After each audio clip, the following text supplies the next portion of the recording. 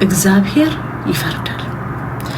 እና ይመጡና እነዚህ ዘማውያን ሴሰኛ ሰዎች ልጆቻችሁን ሰብስቡ፣ ትዳርሽን ሰብስቢ። የትኛው ያቆምሽው ትዳር ኖሮሽ ነው ስለኔ ትዳር የምታወሪው? ስላንተ ትዳር እያወራው አይደለም። አሁንም መናገር ስላንተ ትዳር ስለኔ እያወራው አይደለም። አንተ ያላከበርከውን ትዳር እኔ ቢያረገኝ እኔ ድሮ ነበረ ድሮ አበባ የሰጠቀን አንስቼ ከላይ ላይ ወረወርክ። እቺ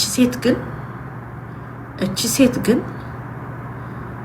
አንዳንዴ ሃይማኖት የፕሮቴስታንቲዝም ቀንበር ይሆናል። እኔ መመክረው ፍቺ ኃጢአት ነው ምናምን ይላል። ጋብቻ ቅዱስ ነው የስ ቅዱስ ነው። በቅድስና ለያዘው መኝታው ክቡር ነው።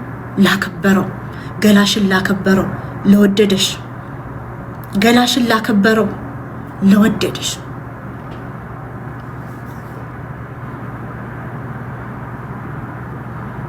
ትዳር ሊከበር ይገባል። ቅምጥነት ግሎሪፋይድ ሊሆን አይገባም። ቆንጆ ስለሆንሽ አይደለም ትዳር ያለው ወንድ የፈለገሽ ርካሽ ሴት ስለሆንሽ ነው። ርካሽ ሴት ስለሆንሽ ነው። እግዚአብሔር አሁን ንብረት ሳትካፈል እቺ ምስኪን ሴት ዝም ያለች ሴት ንብረት ሳትካፈል መንግስት ሊጋሊ ሳትፋታ ቀለበቷን ሳታወልቅ ቅምጧ ግን መታ ጊፍት ከዛሬ ጀምሮ አይሰጣችሁም ትላለች። ስለሱ ካላወራችሁ ስለሱ ደግፋችሁ ካላወራችሁ ጊፍት አይሰጣችሁም። ኦኬ ታያለሽ፣ ጊፍት ታገኛለሽ ከሱ። ይሄን አንበሳ የለመዳችሁትን አንበሳ ለዘላለም አታገኙት። ኢንታይትልድ ሆናለች። በማን ገንዘብ? በባርሽ ልጆች ሀብት፣ ገንዘብ፣ ሀቅ፣ የባርችን ሀቅ ላይ ኢንታይትልድ ሆናለች።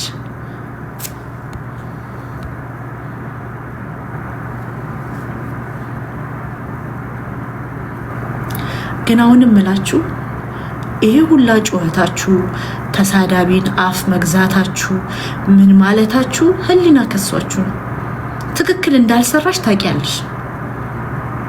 በህይወታቸው ደስተኛ ያልሆኑ ምናምን አንቺ በህይወትሽ ደስተኛ ብትሆኚ ነው በተክሊል ያገባሽውን ትዳር ረግጠሽ ሌላ ትዳር አፍርሰሽ በሰርግ አግብተሽ በሚዲያ ሁሉ ያዙኝ ልቀቁኝ ብለሽ የበደልሻትን ሴት ረግጠሻት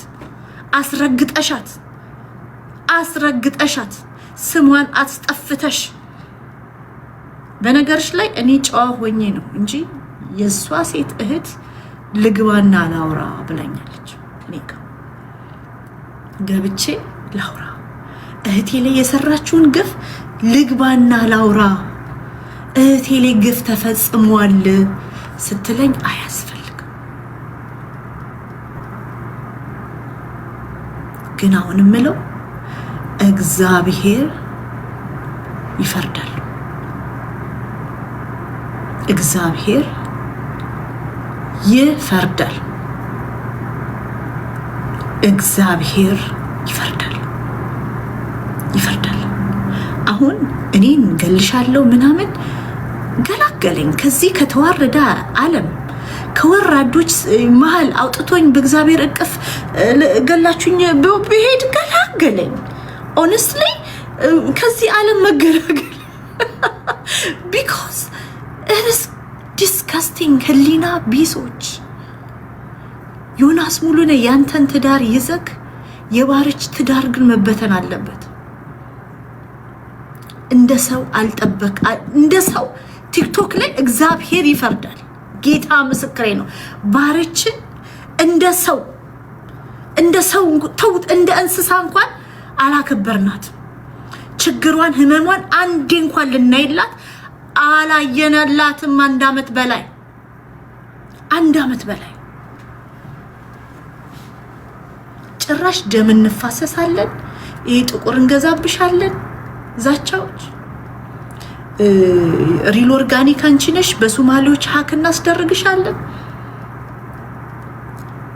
ይሄ ሁላ ምንድነው? ሁለት ዘማዊያን፣ ሁለት የስጋ ምኞታቸውን መጎሸም ያልቻሉ፣ መደበቅ ያልቻሉ፣ የህሊና ክሳቸው አይምሯቸውን ሊያሳብዳቸው የደረሱ ግለሰቦች አፍሽን ዝጊ፣ ስለዚህ ሴት አታውሪ። ሲጀምር እኔ አላወራሁም እኮ እኔ ኮትቻለሁ። ጭራሽ ደግሞ በእኔ ስሜን ማጥፋት ባላረኩት በፎልስ አኪዩዜሽን ሚስት ቤት ታለቅሳለች ልጆቿን ይዛ።